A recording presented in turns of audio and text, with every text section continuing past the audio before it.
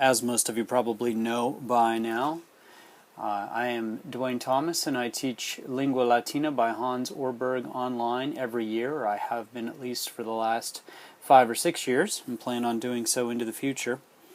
My students know that I will assign them homework, and in Chapter 2 they are to send to me Pensum C, they're to respond to me in Latin, send to me Pensum C, and some of the questions in Pensum C cause them some trouble. Here's the first one. Quis est Quintus? So the question is, who is Quintus? This is not just a random question. Mr. Orberg designed an amazing Latin book that's built around a story. Lingua Latina is the story of a family in the 1st century AD, somewhere in the Roman Empire.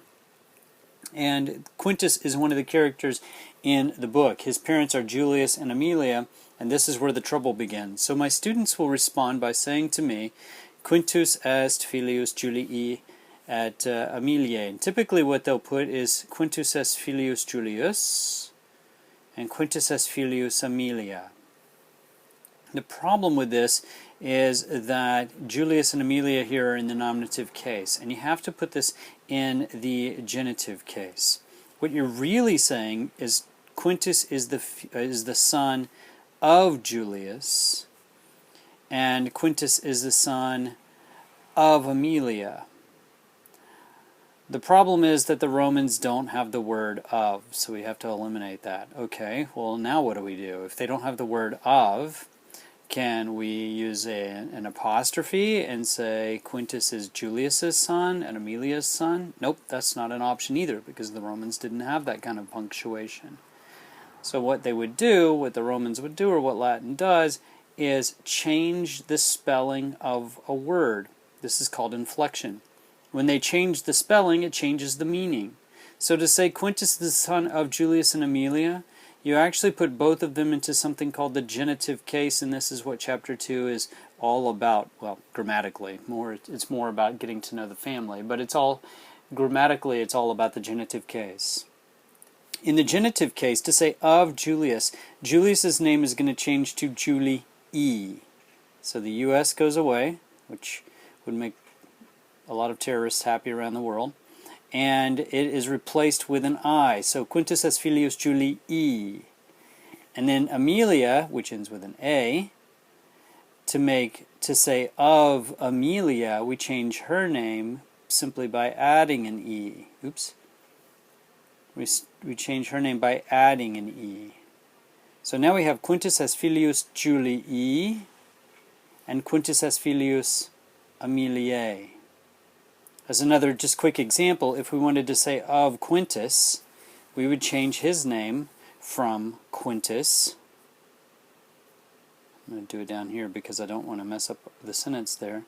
We would again drop, we would drop the US ending and replace it with an I, and his name would become Quinti, and now his name means of Quintus. These names are going into the genitive case, and it's going to change the spelling of the names. Another question that causes my students trouble is this one. Marcus nequoque servus Julii est. We talked in a previous video about this NE at the end of a word in Latin. NE has no meaning. It just lets you know there's a question coming. Remember, the Romans had no punctuation, so they couldn't write a question mark.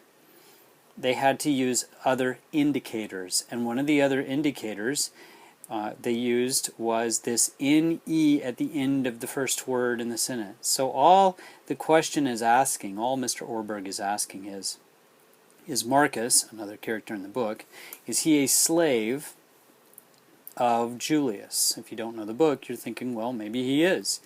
But he's not. He's one of Julius's kids. He's one of Julius's sons. So the answer, of course, is Marcus non est servus Julii, but my students will often respond with this. They will respond with Marcus ne non est servus Julii. Since, wow, my office is right next to a street and somebody just hit the brakes. I apologize. Since Julius, since this is not a question, we don't need this NE at the end of our word here. So we'll get rid of all that. And to make this sentence correct, all we do is just drop the NE. And there's our answer. Marcus non est servus Julii. Cuius filia est Julia. This is another one that causes my students trouble. First of all, they want to know, what does that word mean? Cuius. Well, it means whose. Whose. So whose daughter is Julia? Whose daughter is Julia? Notice that this is a question, but there's no ne at the beginning of the sentence. That's because there are certain words that indicate a question is coming. Whose is one of those. Cuius in Latin means whose. We know it's a question because you wouldn't use this unless you were asking a question. So it's kind of the same answer that we had earlier when we were talking about Quintus. We have Julia, she's the subject of the sentence, nominative case. She is, that's the verb. She's the daughter. Daughter's a noun that follows a linking verb and renames the subject, so it's a predicate nominative and is in the nominative case. And then we have this, of Julius and of Amelia. Both of these are prepositional phrases, and they both go into the genitive case because they're showing possession. And we know how to say of. We take Julius's name, drop the US, and replace it with an I. Now we have of Julius. And with Amelia's name, we simply add an E, and now we have of Amelia. So the answer to this question, cuius filia est Julia, is Julia est filia, Julii et Ameliae. Here's another one. Num saira domina est. And the answer to this question is saira domina non est. So the question is, Saira is not the master, is she? And of course the answer is no, Saira is not a master. Saira in the book is a slave. So why is this causing students trouble? It's because of this word here. I have a whole different video dedicated to this called How to Get a No in Latin. This is how you get a no in Latin. You stick num at the beginning of the sentence. What's the translation of num? There really isn't one. It's just indicating that there's a no coming. And you notice down here we have a no in the sentence. These two really are connected. Is Saira the master? Well, with num in front, you know that the answer to this question is going to be she's not. No, she isn't a master.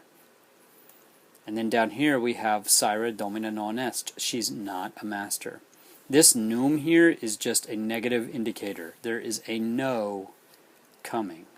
Sort of like when you look outside and you see storm clouds rolling in, you can say, look, there's a storm coming. Well, if you see num at the beginning of a Latin sentence, you can say, look, there's a no coming. Okay, I think this is the last one. Quaes domina ancillarum. This means, who is the mistress of the maids? This is where the trouble starts for my students. So they'll respond with something like, Amelia est domina ancilla, or let's just put that in there. Amelia est domina ancilla, or something like that. But this arum is the genitive plural. So really we're asking, who is, verb, this is the subject, who is the mistress or the master? This is a predicate nominative, that's ugly, nominative case, sorry about that.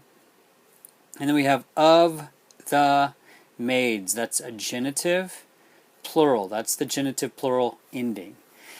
So we talked earlier about Amelia, and if we wanted to say of Amelia, we simply add an E. Well, if we wanted to say of every Amelia in the world, we would add arum, of the Amelias.